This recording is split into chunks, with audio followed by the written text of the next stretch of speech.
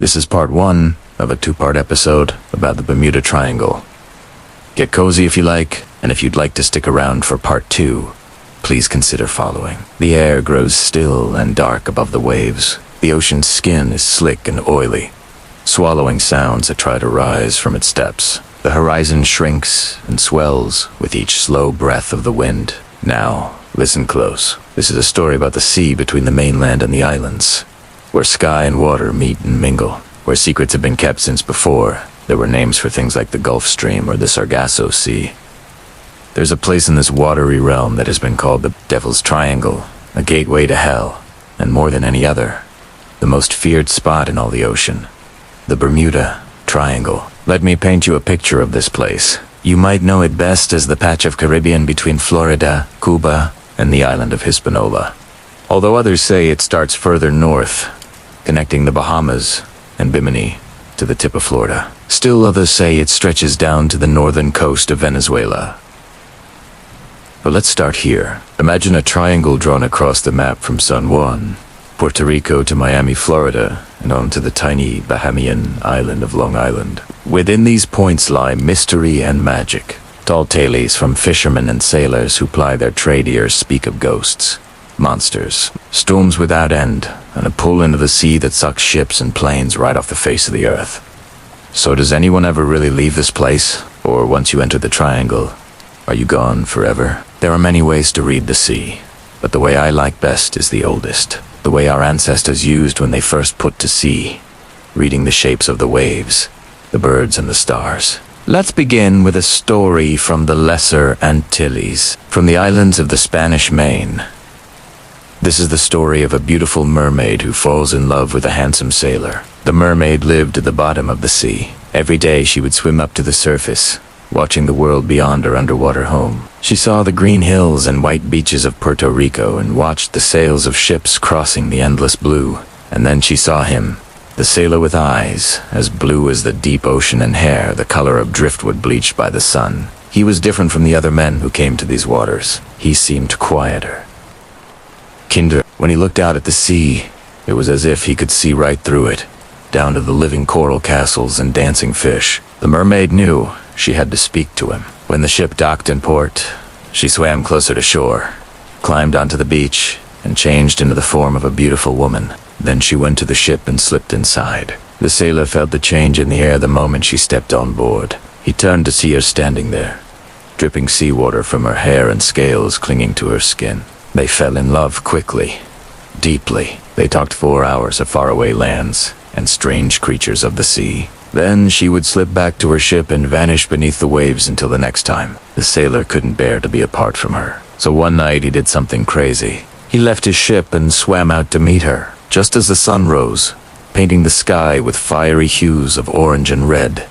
They met in the shallows. He reached out to touch her, and she let him run his fingers along her scales, cold and smooth. Then she took him down to the coral castles in her home, where schools of silver fish chased each other through the branches like sparkling jewels. They spent the day together, swimming with dolphins and riding giant sea turtles. But as the sun began to set, the mermaid grew sad. She told the sailor she had to return to her people, but promised to visit him again. Back on the ship, the sailor watched her swim away.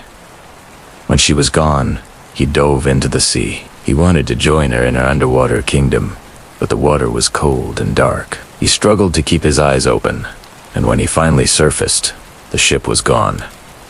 The mermaid had vanished. He never saw her again. All that was left of her was a single scale, cold and smooth like polished jet. And so this sailor, searching for his lost love, became another ghost of the Bermuda Triangle, lost to the sea forever. This is just one story of many that local islanders tell about the strange things that happen in these waters. If you listen carefully to the whispers of the waves and the cries of gulls overhead, you can hear them still. There are stories of entire ships that disappear overnight, swallowed by the hungry sea. I remember hearing about a massive German vessel that sank in these waters, taking over 1,000 souls down with it. It was said to have been caught in a sudden storm. Waves as high as mountains crashing over the deck until the ship cracked and dipped beneath the waves, leaving nothing but a swirl of foam and spray. And sometimes the strangest stories come from the sky. There are tales of airplanes vanishing without a trace, soaring too high above the sea, and then dropping suddenly into the churning waters below.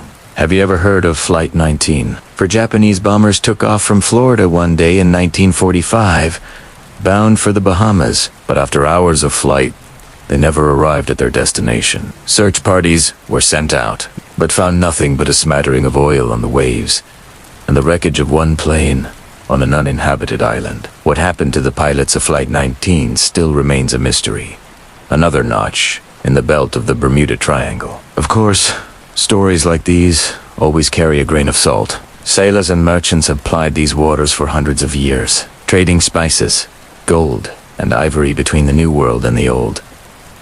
Storms have tossed ships about since before we charted the courses of the currents, and even in calmer times, the sea can take even the strongest vessels, the biggest ships and finest planes. There are countless tales of wrecks along these shores, of hurricanes and squalls that rise without warning and drag ships down into the darkest depths. But some mysteries linger longer, deeper. You see, these islands have been important places for a very long time, a crossroads of cultures and beliefs. Some say they were the very first land touched by the sun when he emerged from the underworld. Others believe they are the remnants of a lost civilization that lived and died in the deep. Time was when the seas were full of monsters and the world was young. Maybe that's why we tell these stories today. They remind us of the power of the sea and the darkness that lies beneath. For those who sail these waters, knowing these stories well is a matter of life and death. Stories hold power, especially when they're passed down for generations. That's why I've spent so much time listening to the elders of these islands, learning what they will tell me, waiting for stories to drift my way. I've heard tales of secret passages hidden in caves beneath the waves, of ghostly lights that lead travelers astray, and of underwater kingdoms ruled by mermaids with voices like sirens. Some of these stories sound mad and some are heartbreakingly sad, but none more so than the tale of the lost city. No one knows how long this place has been here. Perhaps it has always been a crossroads of the living and the dead. Here, between the worlds of the seen and unseen, the veil is thinnest. Sometimes I think I feel its shadow pass over me like a sudden chill in the air or the prickle of goosebumps on my arms. I hope you feel it too. Feel the energy shift, the breeze growing cooler. Feel the world holding its breath and listen. Do you hear the whisper of the waves now, carrying voices across the water? Can you feel the spirits of the ancients stirring beneath the sea? If you can, then you are ready to hear the next part of this story. But remember, the path ahead is yours alone. If you'd like to continue the story, go ahead and follow, so you won't miss part 2. Either way, until next time, goodbye. We've been speaking about the triangle for several videos now, and we're nowhere near finishing our thoughts on it. It is a vast subject, and there's so much to talk about. In this episode, we will be looking at the Caribbean part of the triangle through an indigenous lens. This week's episode is also dedicated to the memory of Arawak elder and historian David A. Cause. He went on to his ancestors on September 4th, 2021. We remember him with gratitude and respect. He shared freely what he knew about the history of the region and the people who came before us. His knowledge and passion were invaluable. Rest well, Brother David. We're going to look at 2 main subjects today: the Taino and the Lucayan. These are 2 of the 3 main groups which made up the Greater Antilles, along with the Taino lived in what is now Cuba, Jamaica, and Haiti, and the Lucayan lived in the Bahamas. The Sivani lived in what is now Puerto Rico and the Dominican Republic. According to legend, both the Taino and Lucayan came from one original group of people called the Tainos, who came across the sea from South America. The Tainos settled in the Greater Antilles, while the Lucayan continued on to the Lucayan Archipelago, which is a group of islands that includes the Bahamas. In the Taino language, the word for water was Yucana, or Yuna. This is where we get the name of the Yucca Indians. They did not call themselves Indians, because that was a term given to them by Europeans who encountered them when they arrived. The indigenous people called themselves Taino, or Tainos. The Lucayan people referred to themselves as Lucab. Kako, meaning people. The Spanish altered the spelling to Lucayan. Both groups had their own individual languages, but they understood each other. Some of the Taino subgroups include the Arawak and the Siboney, while the Lucayan had the Maya, the Akua, the Guana, and the Sabu. There were many subgroups within these groups, and some groups had names unique to the area they inhabited. For example, on the island of Jamaica they were called the Arawak, and in Haiti they were called the Taino. Both groups lived in villages and were agriculturalists. Their main food crops were cassava, sweet potatoes, maize, bananas, plantains, papaya, cotton, tobacco, beans, peanuts, and pineapple. They also hunted wild animals and birds, and fished in the rivers and seas. The Taino and Lucayan believed that the island they inhabited was the center of the world and everything else existed in relation to it. Everything was created from the center and moved outwards. The earth was flat and circular, and the sun, moon, and stars traveled around it. The Taino and Lucayan were animistic and believed that all things had a spirit. They believed that the island they lived on was a living being, as were the mountains, rivers, plants, animals, and even the wind. The land and sea provided everything they needed to survive, so they respected and honored the spirits of the earth and sea. To them, nature was sacred. They had rituals for the seasons, the weather, the hunt, fishing, and daily life. They believed that if they did not honor the spirits, then they would not be able to live in harmony with nature and their lives would be filled with strife and want. There are many similarities between the beliefs of the Taino and Lucayan. Both groups believed in a supreme creator god who created the world and everything in it. Both groups believed that the world was created out of water. Both groups believed that the first humans were created from the four elements: water, earth, air, and fire. Both groups believed that the soul could travel to other worlds after death. Both groups had a great respect for elders and the wisdom that they carried. Both groups believed that dreams could provide messages from the gods or the spirits. Both groups used herbal medicine to treat illness. Both groups had initiation rituals for young men, and both groups enjoyed music, dance, and storytelling. While there are many similarities, there are also some differences between the beliefs of the Taino and the Lucayan believed that the sun was a god, while the Taino did not. The Lucayan believed that the dead could return to earth as animals, while the Taino did not. The Lucayan had more myths and legends than the Taino, and they were more likely to incorporate European folklore into their stories. Let us now turn our attention to the triangle specifically. According to Taino legend, the breath of Huracán created the world. This is where we get the name Hurricane. When the breath of Huracán hit the water, it created waves, and these waves became the mountains and the islands. The Taino believed that the breath of Huracán was so powerful that it could destroy the world just as easily as it created it. This is why they were so fearful of hurricanes. They were the wrath of Huracán. The Taino believed that the stars were the paths of the souls of the dead. They used the stars to navigate the seas and to tell the time of year. They also used the stars to predict the weather. Certain star patterns indicated that a hurricane was coming. The Taino had a deep respect for the stars and saw them as a way to connect with the gods and the dead. The Lucayan also believed that the stars were important. They used the stars to navigate the seas and to tell the time of year. They also used the stars to predict the weather. The Lucayan had a deep respect for the stars and saw them as a way to connect with the gods and the dead. The Lucayan also believed that the stars could bring messages from the gods. The Lucayan had a myth about how the stars got in the sky. According to their myth, the stars were people who were turned into stars by the god of the sky. The people were turned into stars because they were too lazy to work. The god of the sky was tired of the people doing nothing all day, so he turned them into stars and put them in the sky as a reminder that hard work is important. In both Taino and Lucayan cultures, the offerings were made to the water. The water was seen as a way to connect with the gods and the dead. The Taino and Lucayan believed that the water could take their offerings to the gods and the dead. The Taino and Lucayan made offerings of food, drink, flowers, and tobacco to the water.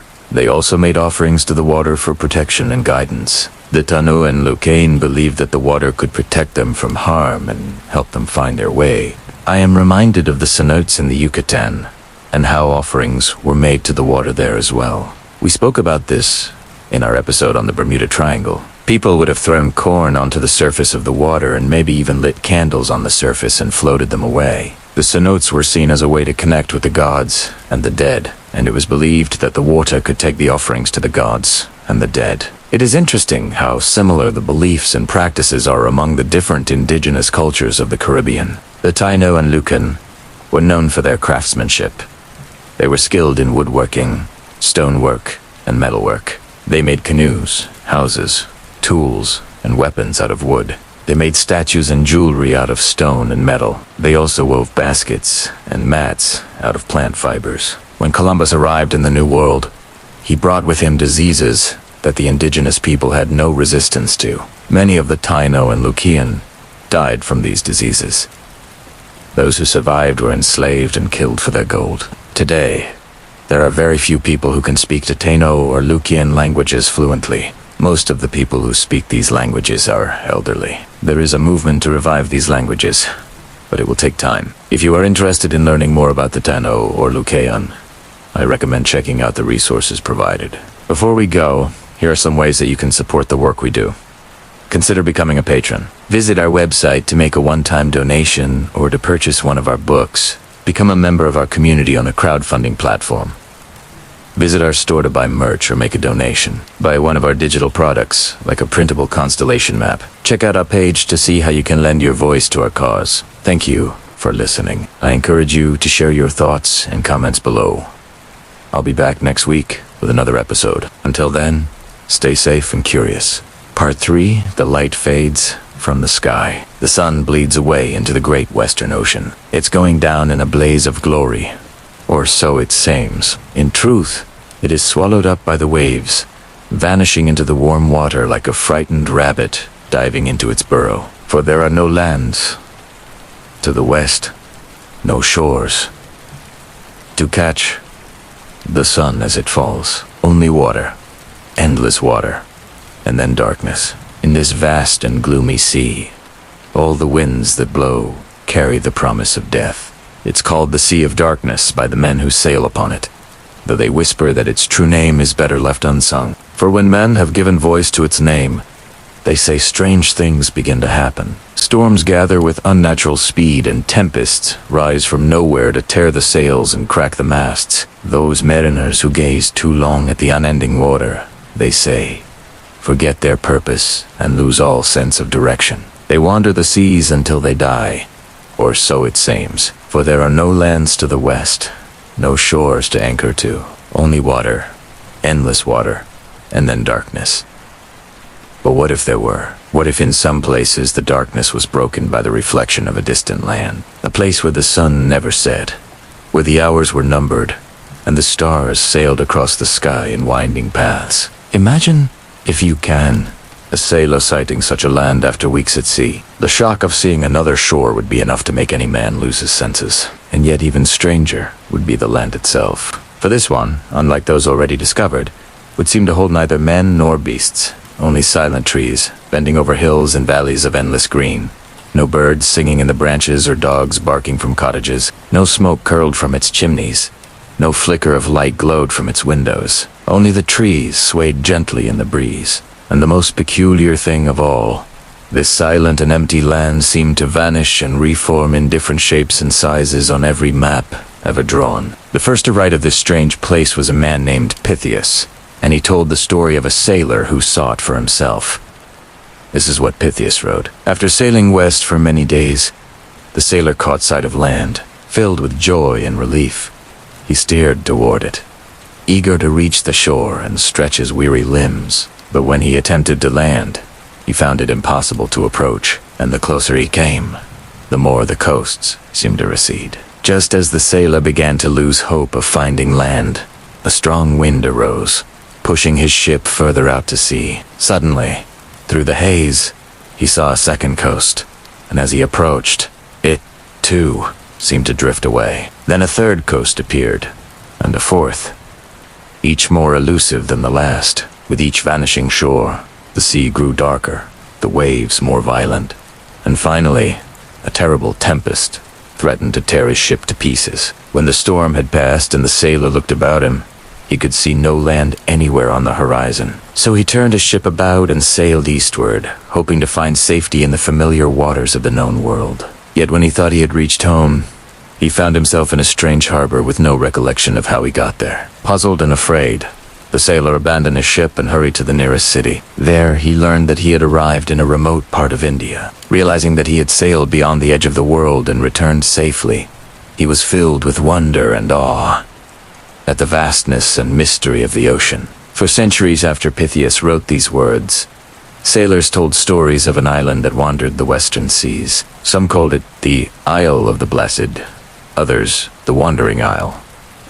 But perhaps the most famous of these tales comes to us from Ireland. The hero of this story was a man named Brendan, and his honorific name was Brendan the Navigator. He was a man of God, a man of action, and he set out one day in his curragh, or a boat, and sailed west to find the mythical land of the blessed. One evening during the 7th century, while the saint was saying his prayers, he heard the sound of church bells ringing in the distance. Filled with hope, he gathered his crew together and told them to steer toward the sound. When they reached the source, they found a beautiful monastery on an island. There he and his followers spent the night in prayer and contemplation. But when they awoke the next morning, they found themselves alone once more, for the island and its monastery had vanished. Brendan and his companions continued their journey westward, where they encountered a variety of fantastical creatures and landscapes, including a giant fish that tried to swallow their boat, a whirlpool that threatened to drag them all to their deaths,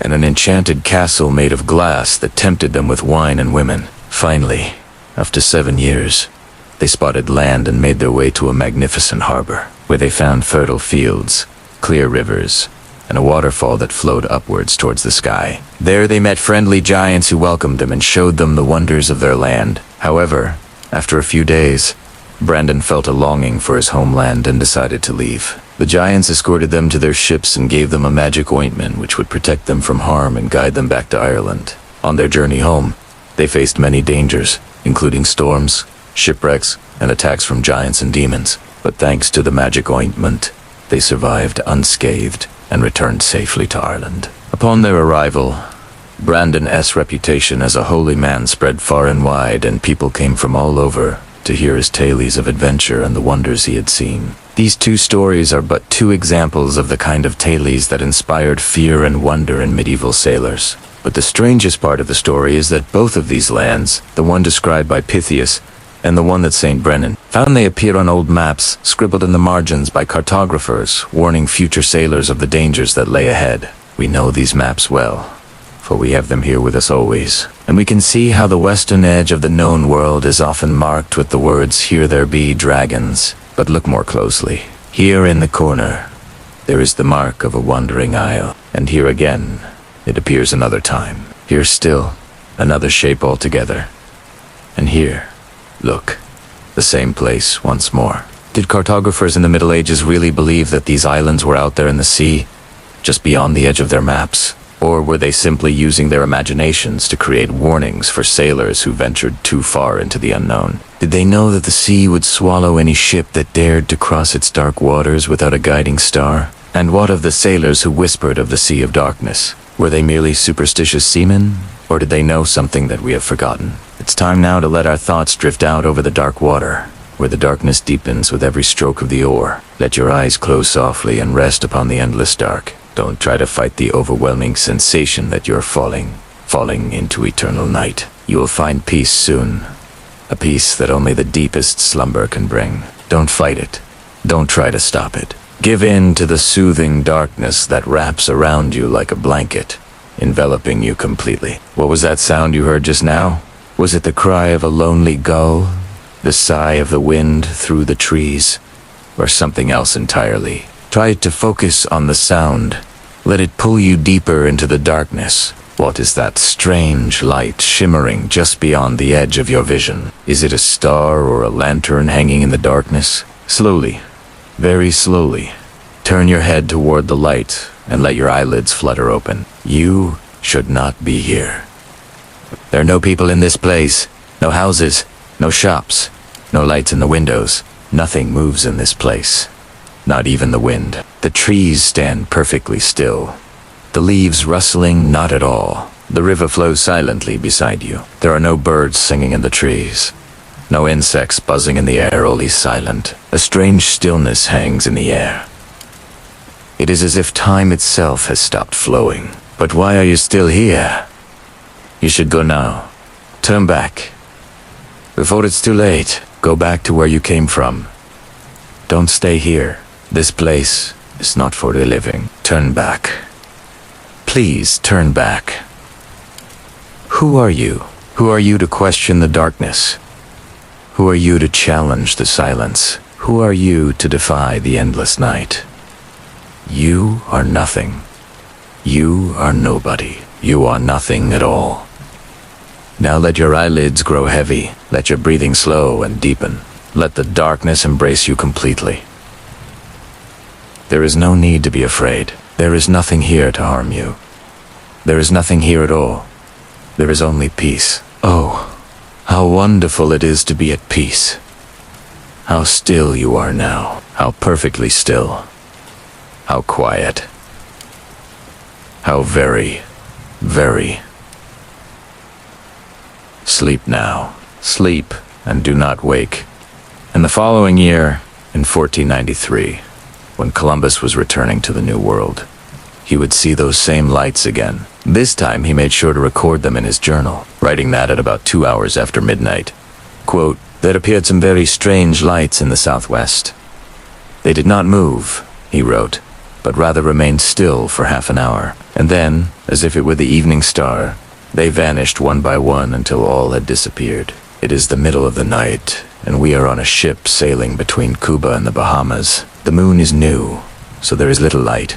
But every so often we pass through a cloud of glittering stars. When the wind is right, these phosphorescent plankton illuminate our path like a tunnel of light. There are many wonders in the Caribbean this late at night, and we have seen a few already, including just off the starboard side. A school of flying fish, their wings beating furiously as they leap from the water and glide over the waves. But tonight, what we are looking for is something we cannot see. A compass. You heard that right. Our compass is wandering, and there is nothing we can do to stop it. You might think a compass would be the one thing you don't want to lose at sea. But we aren't talking about an ordinary compass. We are talking about the magnetic needle of the entire planet. If we could follow it, it would lead us straight to the geographic North Pole. And that is exactly what we are doing. We passed through the Mona Passage between Jamaica and Haiti earlier today. This narrow channel is infamous among sailors for its unpredictable eddies and currents, and we made it safely, though we were a bit buffeted by waves that seemed to come out of nowhere. But there is something else in these waters. Something invisible that affects more than just our course. It's been here for thousands of years.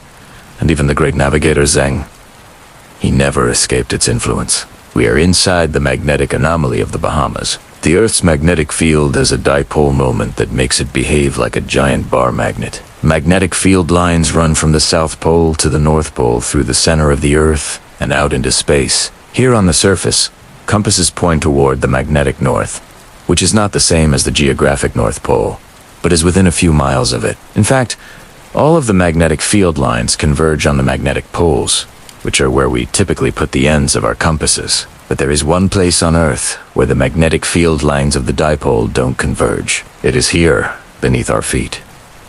The Bahamas sit atop a magnetic anomaly called the Silent Sea because compasses practically stopped working there. There is another place on Earth like this, in Antarctica, and both anomalies exist above huge masses of magnetic material in the Earth's crust. In the case of the Bahamas, we know that there is a gigantic load of iron beneath the islands, stretching over 100,000 square miles. That's roughly the size of the entire country of Portugal. It's enough iron to make the magnetic field lines bunch up and turn tail. As they pass through the Bahamas, the result is a sea where your compass doesn't point north, and ships sometimes sail in circles. To escape the Silent Sea, we head south, toward calmer waters, or so we think, because as we sail away, we begin to see signs of trouble on the horizon in the form of seaweed. Huge mats of seaweed, actually known as sargassum, stretch across the surface of the ocean like sunken highways. Their tendrils drift toward the sky, reaching for the faint glow of the Milky Way. Some mats are the size of houses, others are as big as city blocks, and they are everywhere, clogging our path to the Bahamas. If the magnetic fields of the Earth are like the lines of a bar magnet, then these floating mats of algae are an asteroid. They block our path and threaten to hold us back from reaching land. And there is nothing we can do but plow through them. Like Columbus, who was frustrated by the sight of the seemingly endless Sargasso, we push on until the first light of dawn reveals the island of San Salvador, the first island in the Bahamas. From the first reports that reached Europe in 1492, people have always been fascinated by the strange lights seen around the Bahamas. For centuries, ships traveling between the Americas and Europe stopped here for supplies, and weary sailors told fantastic tales of green flames rising from the sea and dancing lights appearing in the darkness. Many theories were proposed to explain these strange occurrences, from underwater volcanoes to giant whales to glowing seaweed. But it wasn't until the advent of modern science that the truth was uncovered. As it turns out, the glowing lights seen around the Bahamas are caused by a type of plankton known as These single-cell organisms are found in many parts of the world's oceans, but their numbers explode in the warm, shallow waters of the Bahamas. At night, the tiny creatures rise to the surface, where they feed on the abundant supply of phytoplankton, and as they move, their bodies reflect the moonlight, creating a shimmering effect on the water's surface. What we are seeing here in the Bahamas are bioluminescent waves, the result of billions of dinoflagellates, moving in unison. When Columbus saw the phenomenon in 1492, he thought he was witnessing the end times. The idea of a massive amount of plankton glowing in the dark was unknown to him, so instead, he recorded the event in his journal as visions of hell. And while it may seem like we have learned a lot about the world since the days of Columbus, there are still many mysteries that remain. What we do know is that we are in the Bahamas, one of the most beautiful places in the world, so let's take a moment to appreciate the stunning natural beauty around us. The sun dips below the horizon, painting the sky in hues of orange and purple. Palm trees sway gently in the breeze, and the sound of waves crashing on the shore is a constant reminder of the power and beauty of nature. We are surrounded by the lush vegetation of the island, with exotic flowers and plants that are unlike anything we have ever seen before. The air is filled with the scent of salt and the sound of birds calling out to each other as they prepare to roost for the night. It is a moment of tranquility and peace that we will never forget. But as we settle in for the night, we can't help but wonder what else the darkness might bring. Will we see any strange lights or other signs of life? Only time will tell. So we lay down and wait, our senses on alert for whatever the night may bring.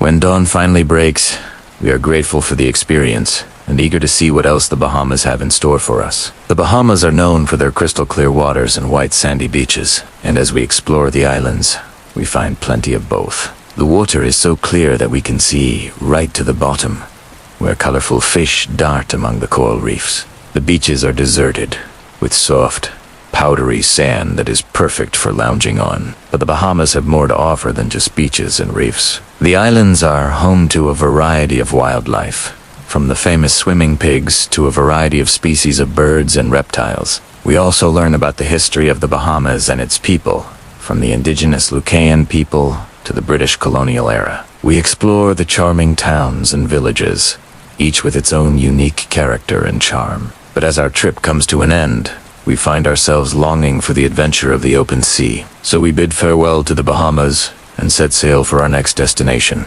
I'm sorry, but this isn't the end of the story. You see, there are still more mysteries of the ocean that we haven't uncovered. Are you ready to continue the adventure? Good.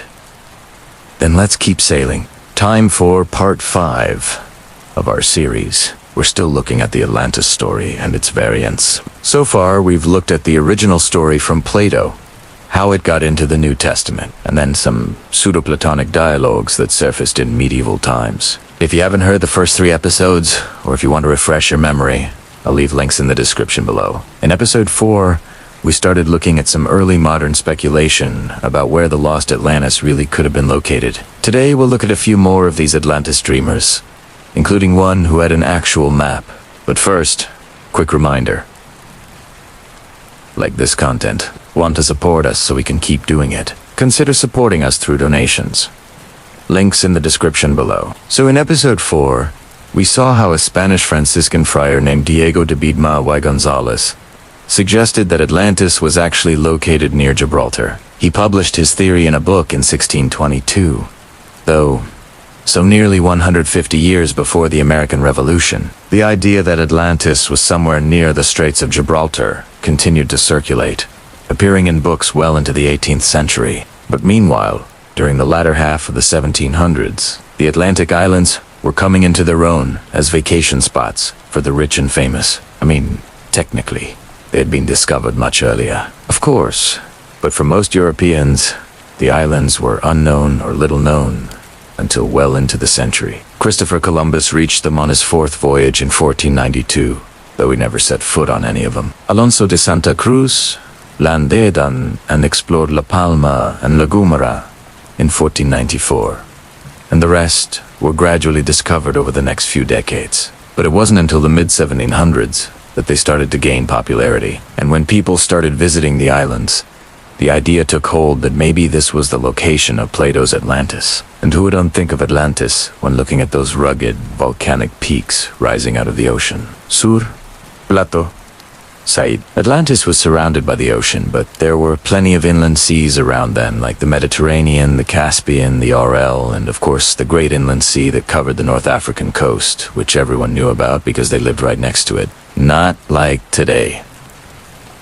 Oh yeah. Anyway, one of the earliest known proponents of the Canary Islands Atlantis theory is a German man named Johann Gottfried von Herder, writing in a letter dated 1774. And yes, I know it's tempting to say Johann said, but please don't. It's pronounced von Herder, I promise. In any case, he wrote, the Atlantis of Plato must have been the island of Puerto Santo. The situation of this island agrees exactly with that of Atlantis. A couple decades later, a Scottish doctor named Alexander Brunton wrote, the Canaries, I am persuaded, were the Ogygia of Plato, the delightful abode of the Atlanteans.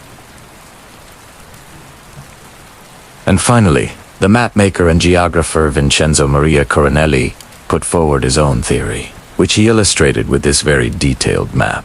Now, admittedly, this is quite a bit different from the general area we see on the map from Diego de Biedma, but it's all in the name of accuracy. See, according to Plato, Atlantis was 3,000 states southwest of the Strait of Gibraltar. But what if we use a truer reading of the sources? According to Eratosthenes, one state equals roughly 185 meters, which would make 3,000 states a little over 555 kilometers, or about 345 miles. So Coronelli simply went by the actual measurements instead of a rough estimate. Plus, he argued, the distance given by Plato was obviously wrong anyway, because he had gotten his directions mixed up. He wrote, I believe that Plato meant north rather than south, making the island much nearer than is commonly believed. And then he goes on to explain why he believes that. Now, according to Plato, the sun never shone on Atlantis, or at least nowhere in Atlantis did it shine all day. So if it was shining somewhere, then it had to be north. Then again, someone might argue that Plato could have meant that literally, that it never shone on Atlantis, period, since it was hell. But Coronelli doesn't go into all of that. Anyway, he says Plato meant north. So let's follow that lead. If we measure 3,000 states north from the Straits of Gibraltar, we end up with the Canary Islands. But if we instead take that measurement south, we arrive in North Africa, specifically somewhere between Morocco and the Western Sahara. So that's what this map is all about. Basically, he's saying, look, I'm not just making stuff up. I measured it all out. But honestly, it doesn't even need measuring. Just common sense will tell you the Canaries are closer to being the real Atlantis than some bog-standard lake in North Africa. But, of course, people didn't stop there. After all, if it can't be the Canary Islands, maybe it can be some other islands. For instance, the English writer John Hill argues that Atlantis was actually the Madeira Islands. The French Orientalist Louis de la Matlaveyre suggested it was Cape Verde, while another French author, Chados de Brossa, thought it was the Azores.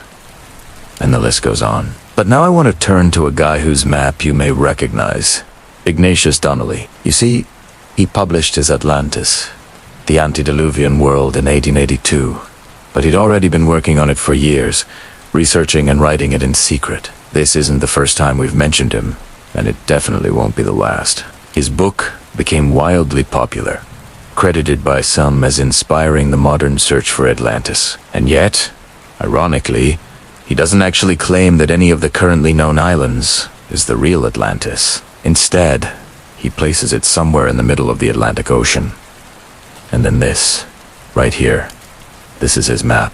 First off, I love that label that says Plato's Atlantis, because it basically acknowledges that everything else he's written is complete conjecture. But then everything else is pretty fascinating to check out this label right here. That's the Bahama Banks. They're not a singular island, but a vast network of shallows, sandbars, rocks, and coral reefs. You can see the Bahama Islands themselves, but then the area surrounding that whole region is called the Bimini Shallows, and the Bimini Shallows are also what surround the supposed location of Atlantis. What's interesting about these islands and shallows is that they're hard to navigate. There are so many hidden rocks and reefs that many ships have run aground on them. And this is one of the reasons why Donnelly settled on this location. He said, "Here, the Mariner has the most extended shoals and reefs in the world, stretching in every direction, far out at sea, often extending across the track of the ship and concealing sunken rocks and cliffs beneath the surface of the water, with such impediments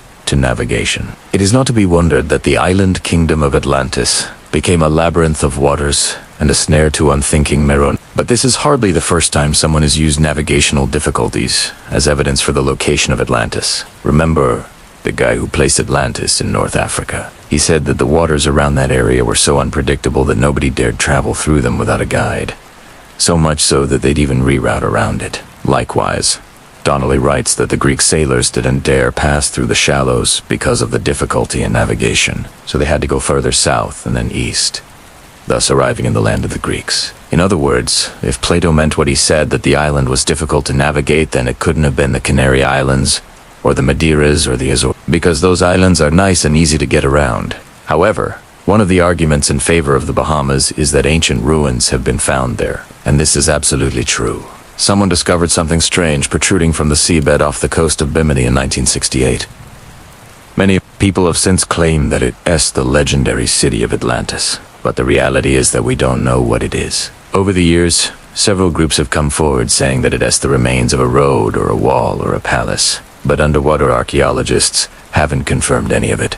Another piece of physical evidence comes from a small island called Room K, which is located in the southern Bahamas. Locals have reported finding blocks of white stone along the shore, which are completely unlike any rocks native to the Bahamas. What's more, they supposedly bear inscriptions in what appears to be a foreign language. Now, I should say, I couldn't find any reputable sources reporting on these stones. All I found was one article on a website called Mysterious Universe, which cited a local diver, but I can't say whether or not that's reliable.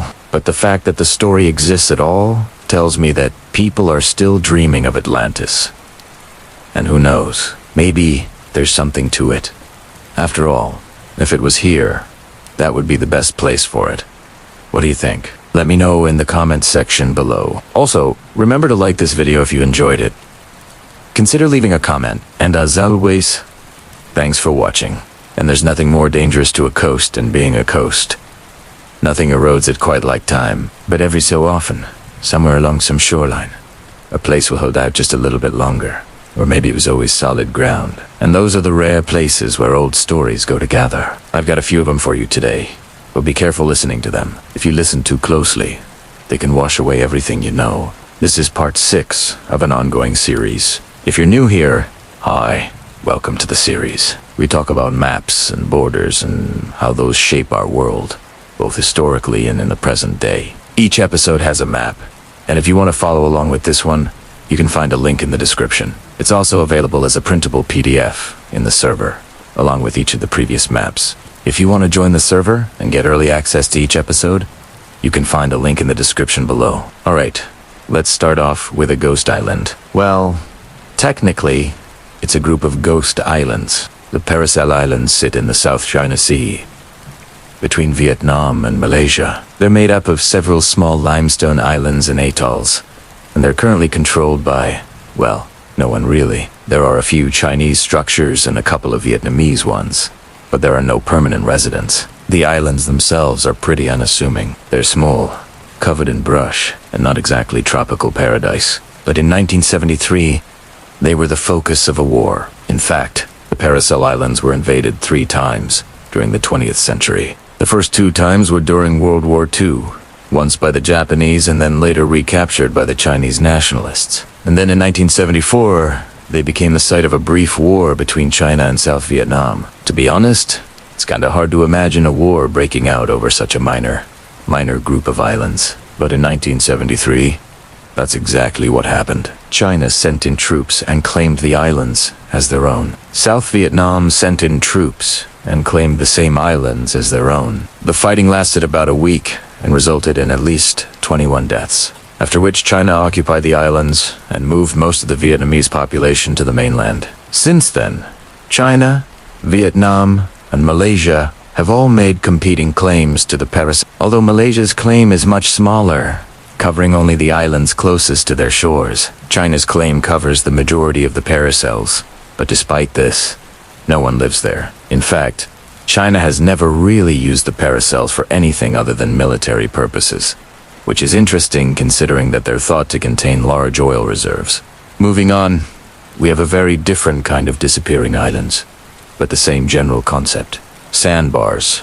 The Bockness Point in Germany and the Kentish Knock in England both disappeared from existence in the span of a few decades. Now, this isn't because the land itself disappeared. These areas had always been exposed only at low tide, but in the 1500s, when people started making detailed charts of the area, they were still labeled as islands, even though they had likely always been sandbars. This is because back then, people didn't really understand tides. I mean, they knew about high and low tides, of course, but they didn't know why they happened or what caused them. And in the absence of that knowledge, they assumed that things changed when the ground beneath your feet did. So because they could see the Bockness Point and the Kentish Knock at low tide, they labeled them as islands on their charts. But when the tides came in, they couldn't see them anymore. So they assumed that they had sunk into the sea and removed them from future editions of their charts. And while that is a reasonable assumption, it's also wrong. They hadn't sunk.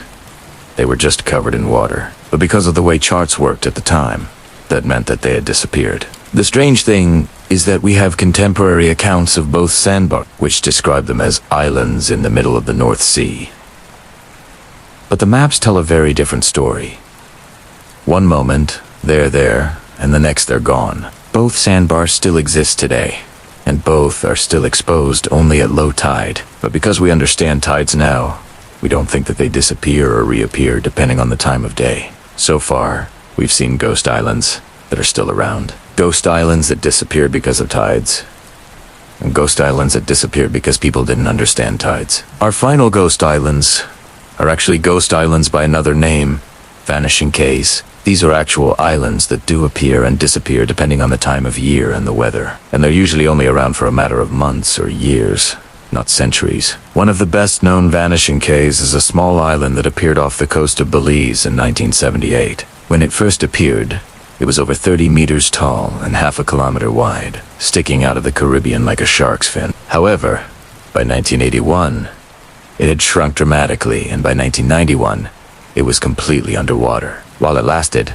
though, it was home to a variety of wildlife, including crabs, lizards, birds, and even 6 endangered green sea turtles. That is pretty impressive for an island that didn't yet exist prior to 1978. It turns out that this island, like many others, was formed by a storm surge, the displacement of water that happens as a result of a storm. Storms form areas of low pressure, which causes water to rise up and move towards that low pressure center. This rising water gets pushed over any nearby land, creating a mound of displaced water that is bigger than normal. When the storm is over, that water returns to normal, leaving behind any debris that was carried to the shore. And sometimes that debris is enough to form a small island. Unfortunately, as anyone who's lived near a coast can attest, storms are a fact of life. So while vanishing cays can be beautiful, they aren't permanent. And when they disappear, they take whatever life they had with them. For our next disappearing territory, let's move from the ocean to a lake. The Blue Hole of Central America is located in the Caribbean, just off the coast of Belize. It's a massive sinkhole, almost 400 feet deep and nearly a mile across, and it's big enough to be seen from space. In fact, It's believed to be the largest natural hole in the world, just like Vanishing Keys. The blue hole didn't exist 200 years ago. Instead, there was a limestone cave near the coast. But over time, the roof of that cave collapsed, leaving behind a massive underwater pit. Today, divers come from all over the world to explore the blue hole, even though it's rumored to breathe. Apparently, every so often the hole expands or contracts depending on the time of day and the weather, making it more or less dangerous to divers. Of course, the blue hole is just a hole. It doesn't actually breathe. But what is happening is that the water level in the hole rises and falls, with the tides and the pressure changes that come with them. As the water level rises, it pushes down on the surrounding rocks, causing them to crack. The rocks then erode, creating larger openings at the surface. During low tide, the hole looks bigger, and during high tide, the hole looks smaller. It's not breathing, but it does change, just like the tides and the sea level and the charts that tried to keep up with them. Our final story is a lot like the last one in that it involves changing water levels, but instead of a diving hole or a patch of sand, it's a set of coordinates. Imagine being given a set of coordinates that would lead you to a massive kingdom full of gold, jewels and riches beyond your wildest dreams. And then imagine following those coordinates only to find that the treasure you were looking for had moved. That's what happened on November 10th, 1682. On that day, the British ship Royal Mary sank off the coast of North Carolina, taking with it the coordinates to a lost colony of gold. Okay, maybe not that dramatic, but that's basically what happened. The Royal Mary was carrying supplies to the colony of Carolina when it ran into a reef and sank. On board was John Farr, the royal surveyor, and his assistant Edmund Custis. Farr had been commissioned to survey the colony's land borders, so he had charts and coordinates of the area memorized. When the Royal Mary sank, it took those charts with it. Fortunately for the British, both Farr and Custis survived the wreck and were able to give the coordinates for the rest of the colony's border to the governor of Carolina. However, because the original charts were gone, they were working from memory, and they were wrong. Later expeditions would try to retrace their steps and find the original boundaries, but they would be unable to do so. In fact, it wasn't until 1973 that a man named Harold S. McCoy rediscovered the original boundary line, nearly 300 years after the Royal Mary sank. It is easy to look at the borders and divisions of our world and assume that they've always been there, but that's rarely the case. The truth is that many of our modern borders are just approximations of older ones that shifted and changed over time, just like the Paracels, the Kentish Knock, and the Blue Hole. Sometimes those changes are small and sometimes they're huge, and occasionally, just occasionally, those changes leave us with ghost islands. The old salts have a saying, "Beware the dark of the moon. Lest you sail alone," they say that when the moon is at her darkest, she pulls the veils thin between our world and the next. And some nights those veils are very thin indeed. I was born beneath the sign of the midnight moon. That's what my PA always called her, the midnight moon. He was a hard man, my PA. His jaw was like granite, his hands like iron hooks. He hauled treasure from the Floridas to the Bahamas for over 20 years, and he brought me along when I was but a lad of 14. 4 PAs said there was more to this trade than hauling gold and silver. There was lore. You can't get rich hauling treasure without knowing the lore of the seas. There were things we knew about the Florida Straits and the Bahama passages that no map nor chart could tell us, like how the currents change with the phases of the moon or where the hidden heads lie. That owl ripped the sails off your ship if you sail too close, how the water changes color and depth right before your eyes, and how on the darkest nights, the very air grows thick and heavy, still as death itself. When I first sailed out of the mouth of the Mississippi, I thought I'd seen it all. I'd seen men walk the plank for plundering the Kingy's stores and jumping the gunwale for the belly flop into Davy Jones' locker, but nothing prepared me for what I saw that night. It happened just after sunset. The sky was clear, save for a few clouds, and the moon was barely a sliver. Then suddenly, right before our eyes, the sea around us grew dark, darker than a moonless night. It felt as though the bottom had fallen out of the world. Where once we'd seen the sun set over the endless blue, now lay an ink-black pit that reached up into the star-strewn heavens. Then up from that pit crawled a mist, white at first, then tinged with green, smelling of brine and decay. It rose up and wreathed around our ship like a shroud, hiding us from the world and sealing us in a tomb of fog. PA stood at the helm, his face a thundercloud in the gathering gloom. "Hold fast!" he roared above the wind. "This be no place for a landsman. Come aft and help me with the sails." That night we battled headwinds and heavy rains till the first light of dawn crept through the fog like a thief. When it did, PA scrambled up to the crow's nest and peered out. "Lando!" he yelled, dropping down the ladder and striding toward the wheel. "We're almost at half sounding K. We'll be out of this hell by nightfall." And sure enough, by morning, we were sailing out of the fog and into a sky so clear and bright it hurt your eyes to look at it. As for the dark pit that had swallowed us whole, well, that was gone. No sign of it remained. But not all mysteries of the Bahama banks were so easily shaken off. There were some that clung to you like barnacles to the hull of a ship, growing heavier and harder to shake off with each passing day. One such mystery was the treasure fleet. Once a year, during the darkest days of the full moon, the Spaniards would send a fleet of their fastest ships out of Havana laden with gold and silver looted from the New World. They say that these galleons carried more riches than all the kingdoms of Europe combined, enough gold to pave the streets of Madrid or buy the freedom of Rome. But guarding that treasure were men whose greed and cruelty knew no bounds. Rumor had it that they carried priests who offered unholy torturers who knew every trick in the book and cutlasses sharp enough to make a clean cut through bone and sinew. 4 weeks before the treasure fleet set sail, the lookouts of Nassau would scan the horizon for their lanterns. And when those dreaded lanterns appeared, the buccaneers would don their blackest clothes and pray to their maker they never saw them coming. See, if the treasure fleet ever caught any of them at sea, they weren't going to take any prisoners. Well, 1 year, old Tom, who'd been drinking a bit too much grog, decided to tempt fate. He told the others he was going out to fish and got in his little boat and rowed out beyond the reef. The rest of us watched him go, shaking our heads at his foolishness. Soon, he was but a speck on the horizon. 10 suddenly through the darkness came the flash of torches and the roll of drums.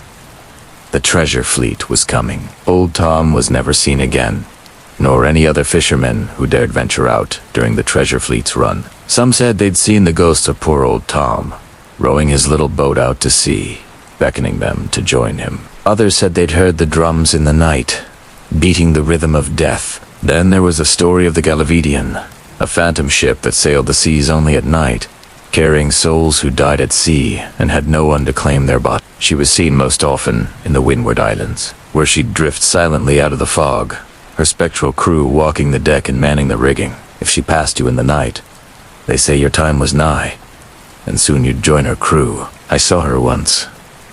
I was on a merchantman bound for Jamaica, and the lookout cried, "Sail ho!"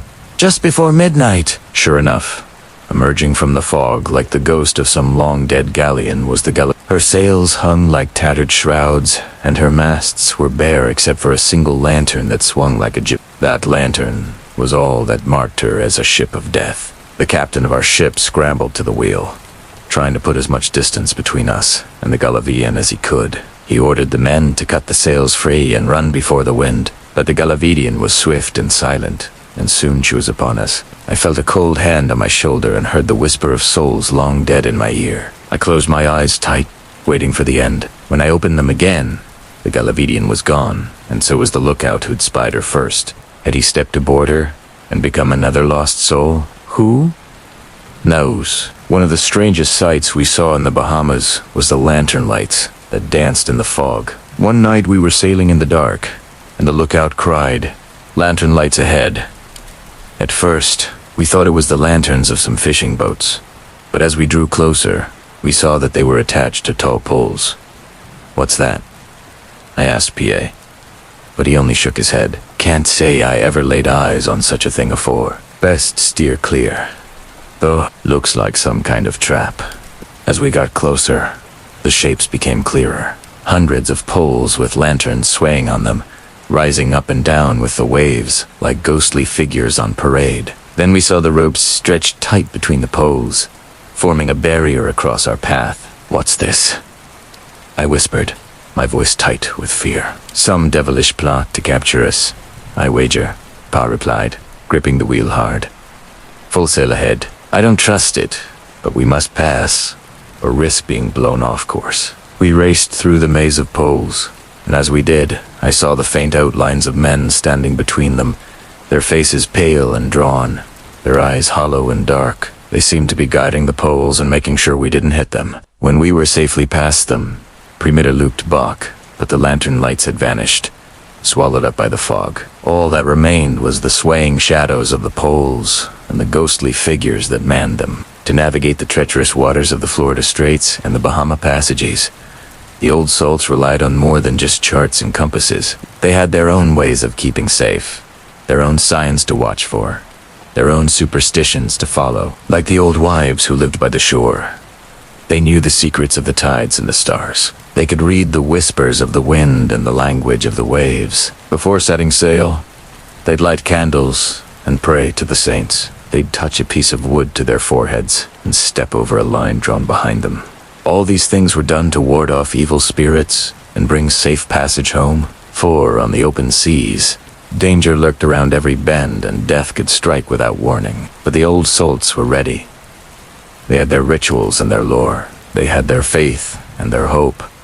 And they had each other. For when the winds were high and the waves were crashing, there was comfort in knowing that you weren't alone. There was strength in numbers and solace in shared stories. So if you ever find yourself sailing the open seas, remember the old salts and their ways. Remember their lore and their rituals, their superstitions and their faith. And when the winds are high and the waves are crashing, remember that you're not alone. There's a whole world out there beyond the horizon, and it's waiting to be explored.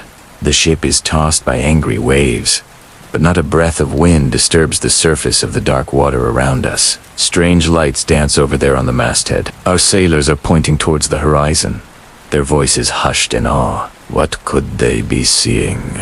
Here on the bridge, we've seen all manner of strange occurrences at sea, from whales that spray blood to reefs that glow green in the moonlight. And yet, we can never quite make sense of them. So we just add them to the list of wonders we don't understand and keep sailing. We leave them to the philosophers and the poets, or so we try. Today, like our sailor forebears, we are surrounded by old omens. Those phenomena that have stirred wonder, fear, and superstition in sailors since the dawn of navigation. But now we know there's a gentle science behind them, and with eyes wide open, we can marvel at the beauty and drama of the natural world. It's me. Welcome to this channel. Let's set sail and explore the science behind some of the most terrifying and exhilarating old omens. Sailors at sea would have been struck by how silent the world suddenly becomes when a storm approaches. That ominous stillness can be shattered by a sudden bolt from the blue, literally, as lightning splits the sky and the thunder of its roar shakes the ship. But what if you saw something else amid the flashes of lightning? What if you saw a bright, glowing ball dancing along the rigging? In fact, this may not have been a rare sight at all. In the days before canvas sails, when ships had tall masts and yards rigged out like the bones of a whale, these masts would often be struck by lightning. The electrical discharge would follow the ropes and wooden beams of the yard, sometimes even licking up into the sails. Sailors called it St. Elmo's fire because of the glow around the head of Saint Huracán, patron saint of sailors, depicted in paintings holding a flame. But today we know it was simply high-voltage electricity at work. Ionization caused by friction between air molecules in the charged mast. These jagged, glowing streamers could reach several feet long and were said to appear when the air was thick with ozone and the smell of sulfur. The sight brought sailors both hope and fear. Hope, because it meant the storm was passing. Fear, because it was a sign of God's anger. And since the phenomenon was rare, they had no way of knowing whether the danger had passed or if the worst was yet to come. What did you see? Light 2, when a ship cut through the waves, leaving a glowing wake in its path. But this light was born of a different source. Tiny plankton and other marine organisms carried in the ship's wake. They were carried aloft by the uprush of water and exposed to the air, where they glowed brilliantly for a few seconds before returning to the sea and dying. In the darkness of night, this could turn a ship's wake into a luminous pathway, a watery road leading into the unknown. The same phenomenon could occur at the bow of a boat, transforming the ocean into a shining gateway through the darkness. Two early sailors, These must have seemed like magical portals to another realm. Perhaps a sign of good fortune, or maybe a warning of peril ahead. But let's say your voyage is fair. The sun shines brightly and the ship slices through the waves, chasing the horizon ever forward. Suddenly, the lookout calls out, "Land ho!" There seems to be a shimmer on the horizon, a hazy outline of distant headlands, and maybe even a glimpse of a welcoming harbor. But as the ship draws closer, the supposed land remains frustratingly out of reach. It looks close enough to touch, yet the ship sails right through the shimmering haze without touching bottom first. On calmer days, this phenomenon could even fool an experienced sailor. You might think it's your own eye playing tricks on you. After weeks at sea, anything to break the endless horizon line is a welcome sight. And sometimes the brain plays tricks to make us see what we want to see. But sometimes it's simply light bending around invisible bumps in the atmosphere, distorting what the eye sees and creating the illusion of a mirage. When the air above the ocean cools rapidly, it forms pockets of cold, dense air close to the sea surface. Light passing through these layers of air is bent and distorted, shifting the position of objects viewed through it. This effect is more pronounced when there are large variations in temperature between the air close to the sea and that higher above, and that's why mirages at sea are most common in hot climates, where the sun beats down on the ocean, heating the air near the surface. But they can happen anywhere, even in the Arctic Circle. Look closely at the surface of the sea. You may spot a thin layer of ice crystals floating on the surface. They're reflecting the sunlight back into the sky, and where the light bounces away, it creates a mirage of anything that's lying below. Ships sailing close by may appear to be ghost ships rising out of the waves, or you might catch a glimpse of an entire harbor seemingly suspended in midair. Though they may seem otherworldly, these mirages are rooted firmly in the laws of physics. A similar effect occurs on land, when air temperatures vary greatly between the ground and the sky, as in deserts or overplowed fields. But at sea, it's a reminder that even in the heart of a calm day, the ocean is alive with unseen energy, constantly changing and full of surprises. Speaking of which, look to the north. A funnel-shaped cloud is racing towards the sea, churning and twisting, reaching down from the clouds above to touch the waves below. But it's not alone. A crew member cries out as he watches a swirling column of water rise up from the sea to meet it. The crew scramble for safety as the two meet in a maelstrom of thrashing water and howling winds. Sailors called these waterspouts whirlwinds that form over water, often during thunderstorms. They're most commonly seen over warm ocean waters, and were once thought to be harbingers of doom, bringing with them gales and the promise of shipwreck. Now we know that while waterspouts can be dangerous, they're actually quite gentle. Unlike their cousins, tornadoes, which tear across land, waterspouts form over water and are fed by the rising air currents of thunderstorms. As the air rises, it starts to rotate, forming a funnel that reaches down to scoop up water from the sea surface. Just like a tornado, a waterspout is a vortex of awfulness, but they're usually much weaker than tornadoes, rarely lasting more than a few minutes and almost never causing serious damage. Still, that doesn't stop them from looking pretty awesome. Some waterspouts can be many miles wide, churning up the sea and flinging spray high into the air. Others can be narrow enough to resemble a giant water slide spiraling down from the clouds to the sea. For sailors caught in their path, they may seem like forces of nature gone wild. But compared to the fury of a tornado, a waterspout is a relatively gentle reminder that even in the wildest storms, there is a certain kind of order. Our ship has sailed many leagues across the open ocean. We've followed the stars and the sun. But how do we really know where we are? Before GPS and satellite navigation, sailors had only one way of knowing their location: the stars and the magnetic compass. But compasses aren't always as reliable as you'd like. Their needles may waver and turn, giving you a false sense of direction. Magnetic variation is the difference between true north and the direction indicated by a compass needle. It varies from place to place and changes over time. So to navigate accurately, sailors needed to know exactly how much they had to adjust their course. Without that knowledge, they could easily sail right past their destination or even end up lost at sea. In the days of old, sailors had little understanding of the science behind magnetic variation, attributing any deviation in their compasses to magnetic mountains, mythical lands of giant magnets deep under the sea. These mountains were said to be so powerful that they could pull a ship off course, leading it to crash on hidden shores. While magnetic mountains may not exist,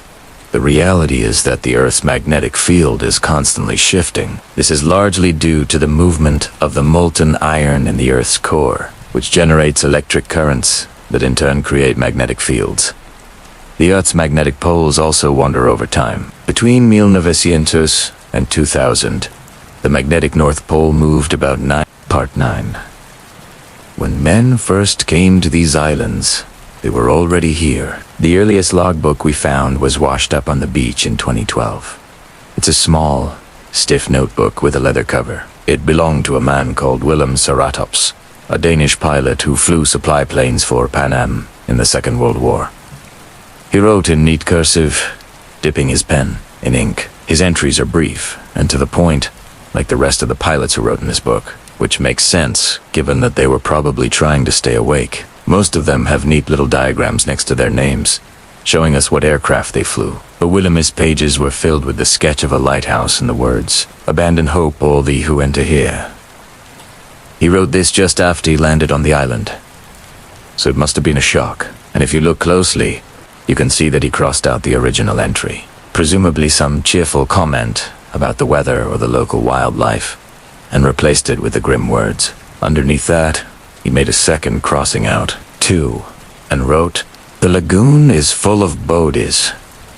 There's something haunting about reading these old books, isn't there? You imagine the person who owned them sitting down to write in them, drinking their tea, maybe listening to the wind outside. And then you think about when they died, what they were doing when they became another body on the lagoon. What happened to Willem?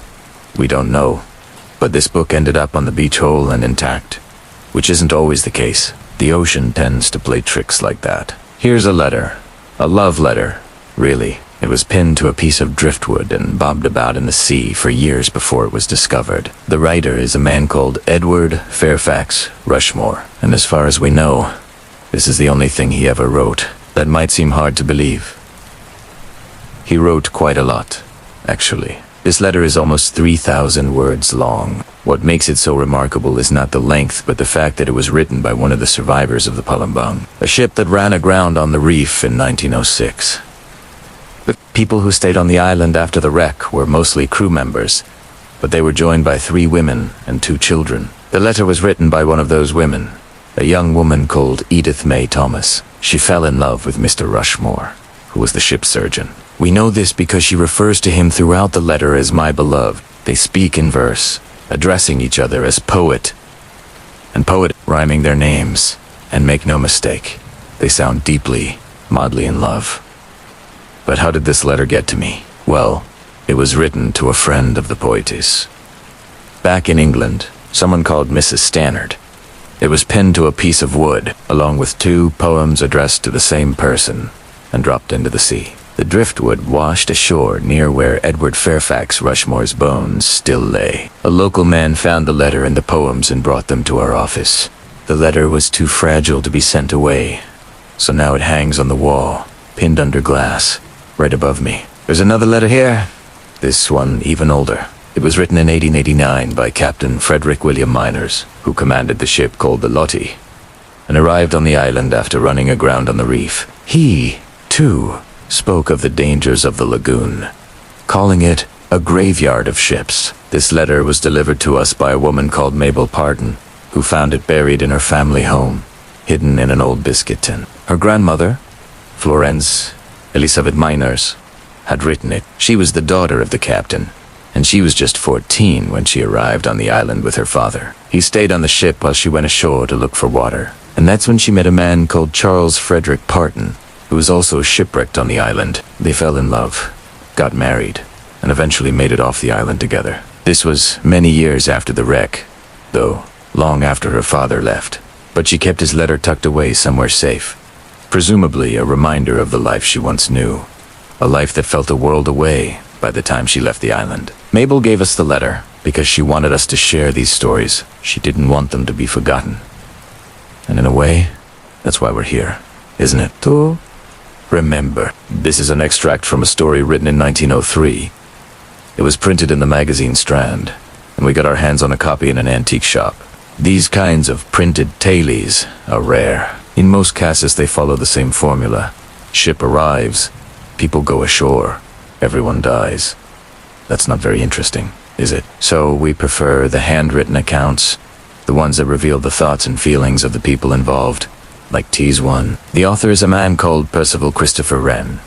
He was on board the ship called the Lottie when it hit the reef. He was rescued after 5 days, but he waited as long as he could before leaving the island. And in the end, he was sorry he did. He writes, "We slept in shifts, 4 at a time, 2 inside the tent and 2 outside with loaded rifles, ready to fire at the first sign of danger. The nights were cold, and the damp and gloom of the daytime oppressive. One by one, however, the men began to talk of going back to the ship. So when the relieving guard turned out in the morning, they found an empty camp and the rifles piled up beside the tent. When the relief arrived, they fired 3 blank cartridges as a salute to the dead. Then, with hearts very heavy, they dragged the bodies into the sea.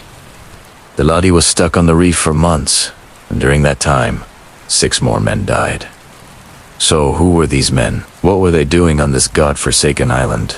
Well, the story goes that they were prospectors looking for gold, men with dreams of riches, who never made it home to tell their tale. Here's an inscription we found on a headstone at the old mission. It reads, "Sacred to the memory of Thomas Wilson, who died September 18th, 1878, aged 51 years. Also, Ellen, his wife, who died January 11th, 1880, aged 56 years. Also Arthur, son of Thomas and Ellen Wilson, who died July 1882, aged 18 years. Who were they? And how did they get here? Well, we don't really know. This is the earliest headstone we've found so far. It comes from an old mission on the southeast coast of the island. Back in the mid-1800s, this was a whaling station run by the London Missionary Society. Thomas Wilson was a carpenter who worked here building boats and houses. It wasn't much of a life, but it was a job. In the end, the mission was abandoned and the buildings were burned to the ground, but a few graves remained. A few markers sticking out of the sand, each one hiding a story like this one. The tiny wooden cross bears the name Maud Butler. She was the daughter of the mission's manager, and she died in 1880 at the age of 12. She was buried in the churchyard with a Bible and a hymn book.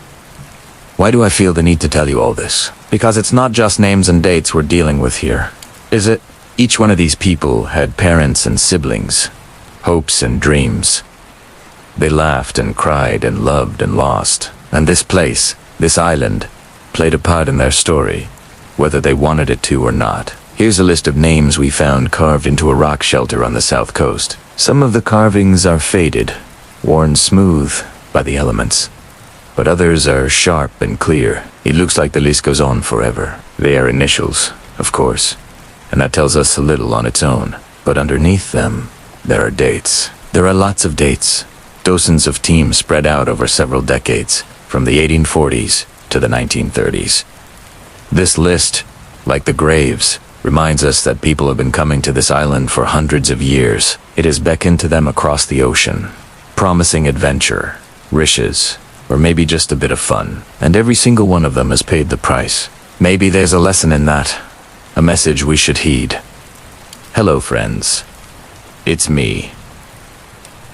The first part is here, the second part is here, and now, here is the third part, the final part of this little series. Settle in, friends, and let's dive into it. Now, when I first read about the triangle, the story went like this. In 1945, 5 planes flew from Florida to Puerto Rico and then back again. They did this to confuse the Nazis, who were listening to radio broadcasts from the US military and picking up the airplane's positions from their transponders. The idea was that if the Germans thought there were 5 different planes, when really it was just one plane flying multiple routes, well, then they would get confused and not be able to target them. And that's just what happened. This was called Operation Mincemeat. You can still read about it online, and I have a book by the name of the Bermuda Triangle Mystery, Stiff Upper Lip, and the Death List by Hal Goodall. That's what I first encountered the story. He repeats what everybody else had been saying for decades. 5 planes were used. They flew multiple patterns. All the Nazi spies listening in on the radio got very confused, and all 5 planes returned safely to base. Well, last year I read something very different. A book called The Devil's Teeth by F. Paul Wilson says no planes were lost in the Triangle during World War II. There were 2 incidents in 1945, but both of those planes landed safely after ditching their wounded pilots. So which is it? Were 5 planes used, or were none of them lost? Well, let's go with both. Why not? Everything else about the Triangle seems to be based on stories and rumors and yarns spun by fishermen and tourists and divers, many of them drunk. How do we know that these stories are true? We don't. But that doesn't stop people telling them over and over again until they become fact. I heard something similar while I was visiting an island off the coast of Scotland in 2019. A man at the pub told me that in 1972, a local fisherman disappeared out fishing. No body, no boat, nothing. Just a day or 2 later, another boat was out fishing, and they found his life buoy bobbing in the water. They pulled it out, turned it upside down, and emptied the contents into the bottom of their boat. Then they went back to shore, handed it over to the police, and said nothing.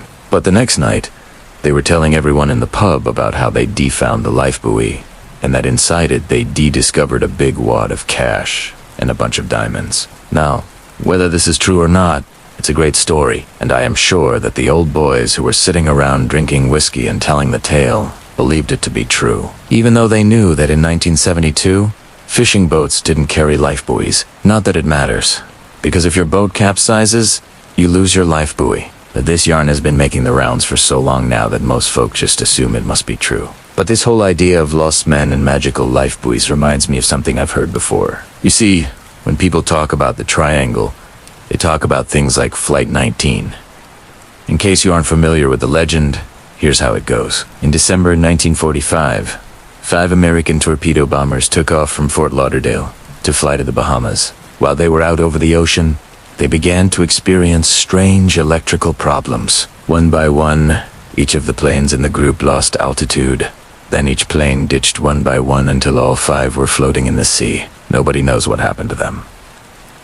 Some say they crashed into the ocean. Others say they were abducted by aliens. Others still say they're stuck somewhere in the Bermuda Triangle. Either way, the planes and their crews are gone forever. Except, hold on a minute. If we look at the official record, we find that 4 of the 5 planes successfully ditched their pilots and radioed their position to the U.S. Coast Guard. The Coast Guard sent ships to rescue the pilots. 3 of the pilots were rescued, and the 4th was found safe and sound on an island. No planes were lost. No bodies were ever recovered, for pilots survived. It's a wonderful story, isn't it? Just like the story of the stolen life buoy. None of these stories are true, or at least there's no evidence to support them, but they make good pub tailies and campfire stories. This is also how the Triangle became infamous. Fishermen would gather together at the end of their trips and tell stories about missing vessels, magnetic anomalies, giant waves, rogue waterspouts, and other dangers that lurked in the Triangle. These warnings would then be repeated by tourists who heard them being told in the bars and restaurants along the coastal towns. Before long, the place had gained such a reputation that even the U.S. military was looking into it. In 1950, the Navy set up Project Magnet to study the possibility of magnetic anomalies in the area. 2 years later, Project Mogul was started to investigate reports of giant mysterious waves. Neither project found any evidence of anything unusual going on, and yet the stories continued. Divers came along and brought new tailies of downed planes and entire cities beneath the waves. Books were written and articles published about mysterious lights seen dancing on the shore. Huge balls of fire falling from the sky and impossible maelstroms that sucked ships down to their watery graves. Even today, they're still finding new threads to pull on. Like last year, a diver claims to have discovered the wreckage of Flight 9, proving once and for all that the planes were lost in the Triangle. Only problem is, he never actually found the wreck. He found some twisted metal and broken glass and a few shoes, and he thinks these might be from the doomed planes. But they could just as easily be from a fishing boat or a cargo ship or any number of other vessels that ply their trade in the Caribbean. What will the next mystery be? Who knows? Maybe we'll hear about a submarine lost in the Triangle. Maybe a cruise liner will vanish without a trace, or a whole convoy of merchant ships will be swallowed by the sea. Maybe there really are cities beneath the waves. But maybe these stories are just that. Stories. And perhaps we should treat them as such. A friend of mine likes to point out that even the most famous legends have a grain of truth running through them. For example, the Kraken, that huge sea monster that dragged ships and sailors down to their deaths. Was it real or just a myth? Well, most likely it was a mix of wishful thinking and a bit of imagination. Sailors had heard about the giant squid that lived around the Faroe Islands, where they were known to eat entire people. So when they started seeing massive dark shapes moving through the water, squids were probably the first thing that popped into their heads. Sure enough, we know that giant squids live around the Faroes. The biggest ones measure between 10 and 13 feet, but there have been unconfirmed reports of much larger ones. So who's to say what might live in the depths of the ocean? We've mapped less than 5% of the seafloor, and that's just the map we know about. There could be giant squid living in the triangle, or maybe there can't. But stories of the Kraken have been around since the 12th century, and we're still hearing about it today. So what is the truth about the Bermuda Triangle? Well, just this. People sometimes get lost in there, and that's exactly what happens everywhere else. Ships sink, planes crash, storms brew, and waters rise, and people die. In the Triangle, the same as anywhere else. The only difference is the stories that come out of there seem to be stranger and more dramatic. So if you head out into the Triangle, be careful. Keep your wits about you. Watch the weather, and keep your life buoy close at hand. And whatever you do, don't get lost. Thanks for watching. If you enjoyed this video, please hit the thumbs up button and subscribe for more. Until next time, goodbye.